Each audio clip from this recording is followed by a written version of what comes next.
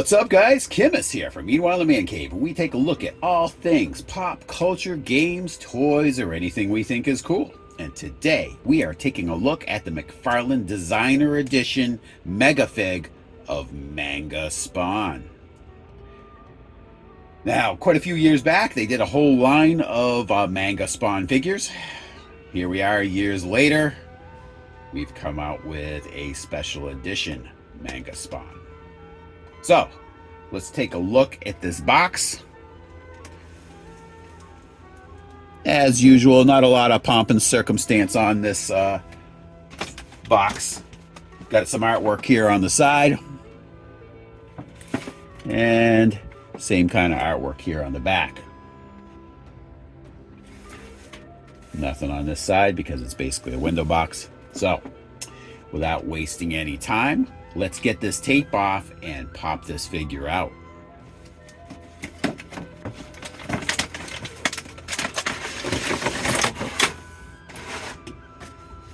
So inside the box, not much to see inside there. Got a little necroplasm in the back and a figure stand. All right, first of all, let's take a look at some of the accessories that come here in the box. First of all, we've got a sword. Pretty cool. Kind of translucent at the tip and down here near the hilt.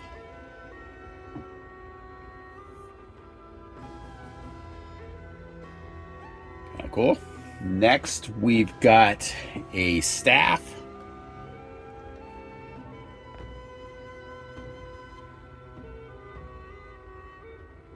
Kind of translucent here at the blade. Next, we've got a spear of some sort here.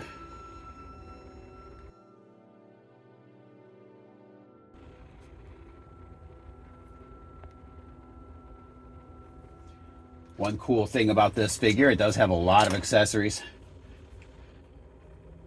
And we've got like a dagger.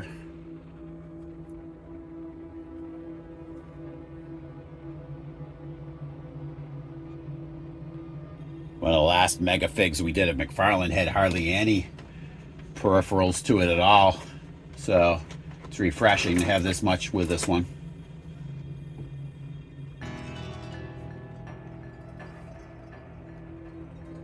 So far, this figure gets points for just the sheer number of accessories it comes with. Here he is. Looks like we have some plastic here to get off.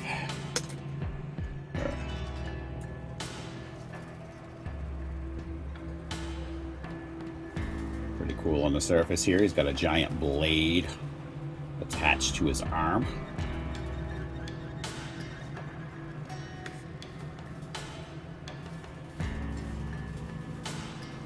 And you've got like some pretty cool armor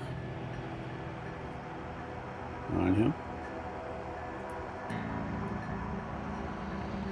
And a signature spiky leg. So let's check out some of the articulation on this figure. But before we do that, we do have one more thing here in the bag of tricks, and that is a energy shield of some sort, it looks like. So here we go. Yet another peripheral for this figure. Pretty cool. They included so much with him. All right, so starting with his head, you've got the nodding motion forward and back. You've got your left and right motion for the head. Now, shoulder-wise, you do have some lateral here. Swing it out to the side. That's probably not going to repeat that much over here. This does move a little bit here, right? So you can move his arm out a little bit, but you're not going to get quite the range of motion that you would over here because of this shoulder armor. All right, just to keep that in mind. All right, now you do have his elbow joint. It appears to be a single elbow joint. I can't really tell because of the armor.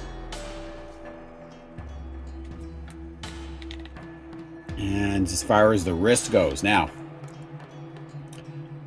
you can, it's kind of hard to see here, but you can turn. And there's a little bit, there is a hinge in here, but depending on how yours comes, that hinge is made to go in one direction, like this or this, right? If you could turn it, you could get that, you can get some more range of motion. It's just going to be really hard to get that whole hinge to turn in the direction you want in order to tilt it that direction. And if you try to force it without, you know, when you're not paying attention, you could break his hand off. So on the other side here, oh yeah, but while we're looking at this, you also have a cloth cape. That's pretty cool. Seems like they went in a lot, they went all out on this figure versus, say, Omega Spawn that we just unboxed a little while ago. All right, so still got that lateral movement like I showed you earlier. You got an elbow joint here, you know, and you know, obviously back and forth with the shoulder. Now, this one here, that joint in the wrist started in the position I kind of needed it to be in, so I can tilt that where I need to. So you do have some range there. Now, there is no waist joint, only here at the abdomen, which doesn't have a lot of forward and back, but it does have some twisting to it. Okay, not a lot, but it does have some. Again, at the hips, got the outward motion, back and forth. Again, not so much forward, because you're going to have this armor kind of blocking that. And you've got your knee joint. Now, as far as the foot goes, there is no toe movement here. You can see there's not going to be any toe movement. And with this armor that's on his basically calf, shin basically, you can tilt his foot. I don't really know what use that would be, because if you had it stepping back, he wouldn't be able to plant that foot.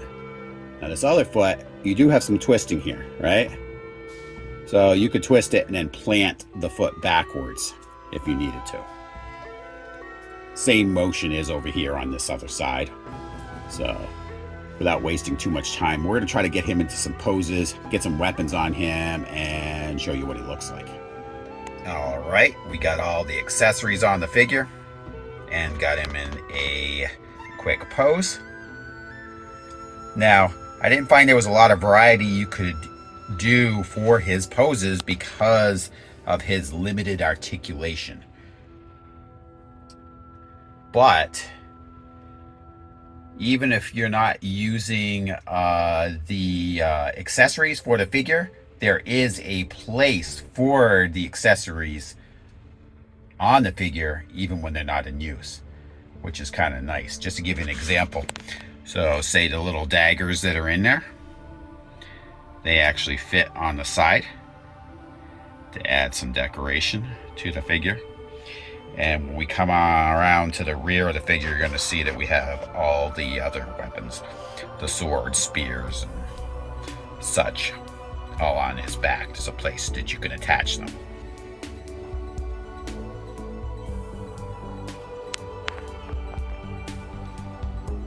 Let's spin him around a little bit here.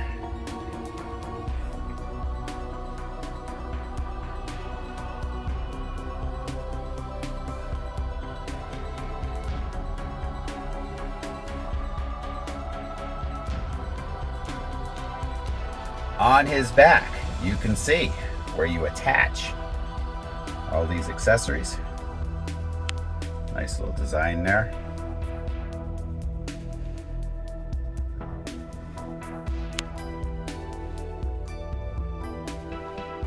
And he has a pretty long cape. It actually drags on the floor.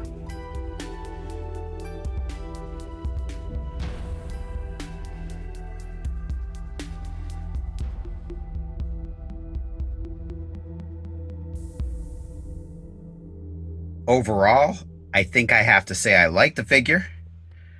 And if you have the other Manga spawn from the older series.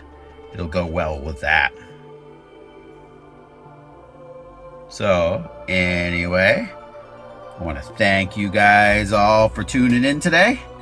And come back for the next episode of Meanwhile in the Man Cave. Talk to you guys later.